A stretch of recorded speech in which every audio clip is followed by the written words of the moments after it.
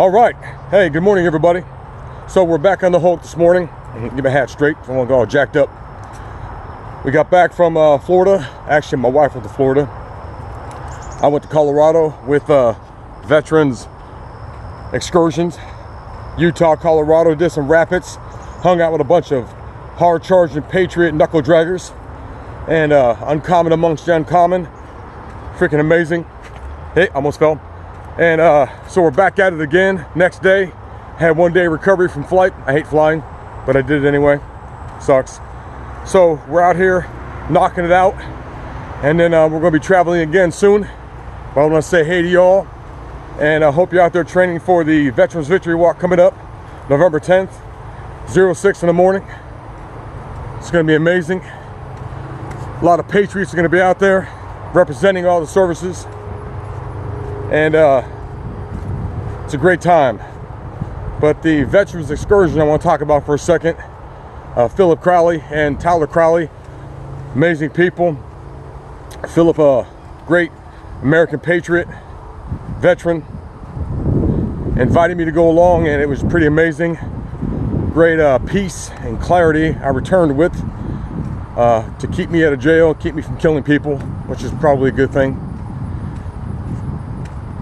You know, I talk a lot about clarity and peace. It's really, really important when you walk out of your door every day to have peace and clarity. That's what this rafting trip gave me. It was 84 miles down the Green River, Desolation Gray, which was the area we were at. We camped every night. And I tell you something, I came back and I was just rejuvenated. My buddy Philip's always talking about being the sharpened spear of the family, being the tip of the spear. Well, I feel like I'm the tip of the spear of our family, and I feel rejuvenated, feel recharged. I can't thank you enough. If you all need to get recharged, get rejuvenated, turn off your computers, turn off your phones, whatever you need to do, and just find some solace, find some peace in your own home, in your own paradise, in your own oasis. Whatever you got going on. I know the world's going to crap right now. That's okay. Let the sheep weed themselves out. Who's ever left, we'll deal with. That's what patriots do. Got my wife in the back knocking it out with her log again. That's right. She's always doing it. That's what inspires me every day. I read my Bible, talk to God, start my day. And then I talk with my boss, and she's out there carrying the log. I'm trying to focus on her real quick, climbing up this freaking mountain. By the way, I climbed up some mountains in Utah. It was awesome. But Amanda inspires me every day when she puts it down. She's got her log, and if she's not carrying her log, then she's freaking carrying me. I'm log enough. She deals with all my mess, and she handles her business. So big shout outs to my wife, who puts it down every day. She keeps moving on me. I can't see her. Where'd she go? There she is. So big shout outs to Amanda. Y'all give Amanda some praise. Give God all the glory, as she does, and we'll keep pushing forward. So we're out here at the Hulk again, like I said. And we got to get our workout in, because we got to be uncommon amongst the uncommon. If you don't know what that means, basically is anybody can be uncommon amongst common people. You can be the best amongst the average. But what I always try and preach and talk about is being the best amongst the best. And that's what uncommon amongst the uncommon means. If you want to be uncommon, you are separating yourself from common people. But I urge you and I implore you to take it a step further and be uncommon amongst uncommon people. Be the best amongst the best. That's what makes you grow. Not being the best amongst people who are average. About mediocrity. That freaking sucks. You don't want to do that. You want to find the best people and then be better than them. So that's what we're out here doing. That's what I'm trying to do every freaking day.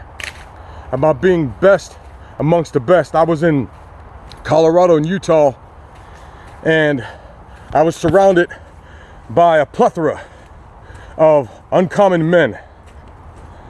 And I'll be honest with you, at first I was a little intimidated because these were some hard-charging, knuckle-dragging patriots. And I found myself contact front. I found myself wanting to be my best around them. I found myself a little intimidated at first, but that passed because I knew I was amongst brothers who wanted to make me better and stronger. So that's my goal every day amongst you all, to hopefully inspire you to be inspired, to make you stronger, make you better. I can't do that. All I can do is light the fire for inspiration. So I'm going to try and do that every freaking day to inspire. Don't be motivated. That's a kindling. Don't be motivated by me. Motivation is short-lived. I want you to be determined to get off the couch, determined to pass your problems and your physical ailments and all these things. I understand cancer and disabilities and all these things sometimes get you depressed and get you down. I get that. I understand it because I've got those. But, you know, I got back issues. I just came from the chiropractor the other day. Rodney Arnold at Myrtle Beach hooked me back up again. Been seeing him for years. Great job. I'm going to give shout out to Dr. Arnold. And he hooked me up. You know, the plane ride kind of messed me up. And sitting on that freaking airplane sucks. But I did it because it was a greater purpose. It was a greater purpose to see my brothers in Colorado, to inspire them and them inspire me. So that's exactly what happened. I came back and I'm freaking jacked up, man. I got so much energy, I can't even control it right now. So my wife back there, she rejuvenated it. And we're just gonna keep pushing forward. You know, my back is still jacked up. My neck is jacked up. But you know what? I don't freaking care. Because we're gonna keep going. I could be jacked up on the couch, or I could jacked up here exercising, being at the Hulk, doing whatever, marking comment on the beach, still recovering from that freaking 20-mile beach walk. But we did it anyway. Our feet are finally getting back. My wife lost a toenail. But you know what? She wrapped it up and she pushed forward. Because that's what warriors do. They push forward, put some tape on it, and keep going. So I love her for that. Great job. And we're out here just putting it down again. You know, it's not easy for me. I got some stuff upstairs that I'm working on. Got some stuff inside my body I'm working on. Sometimes it just freaking sucks. Sometimes my mental status isn't what it needs to be. Sometimes I got poopy pants. Sometimes I got that mentality like I listen to David Goggins, you know, throwing a pity party. But no one ever freaking shows up for the pity party. You know why? Because it's just you. Freaking suck it up. Things happen. What are you gonna do? You can either lay down and die, or you can push forward and destroy everything in front of you. So you may say, well, destroy things. If people aren't motivating you, if people aren't helping you, if people aren't helping you to reach a goal or giving you inspiration, they've got no business in your life. Run over them, destroy them, and push forward. Find those people in your life that are going to absolutely motivate you, absolutely push you forward to your goal. If the people in your life right now aren't doing that, get rid of them. Freaking get rid of them and keep going. Find those uncommon people in your life who are going to stretch you to make you a greater and better person. That's right. There she is. There she is. My pink queen. Putting it down, man. She falls, she gets back up. That freaking log is a representation of strife and tyranny and stress and depression. And she carries it. She carries it because she rules it. She owns it. That's what she does. That log doesn't rule her. She chose to pick that log up and push forward. And that's what I love about her. You know, she does it every day. I freaking love that. Anyway, I'm gonna sign off here because I need to concentrate on what I'm doing. I just want to tell you all that I love you. And Psalms 144:1, he who trains my hands for war and my fingers to fight. That's what God says. That's the word of God right there. I pass that cross along to 13 of my brothers who are warriors, who are true patriots. And I hope that does something for you all.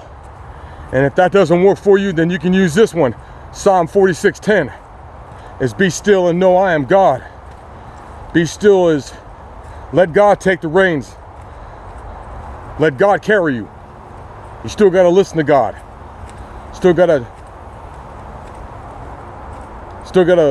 focus your energies on God.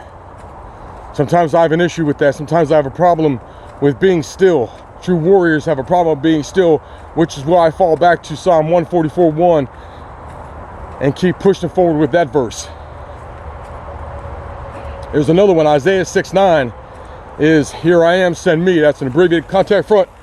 Hey, how you doing? What's up, man? That's an abbreviated version. But basically it's just saying who is going to go forward and carry the torch. Isaiah 6:9 says, here I am, send me. That's what true warriors do. Here I am, send me. Ladies and gentlemen, if you need anything, go to the Word of God and then call me and I will come. Stay hard. I love you guys.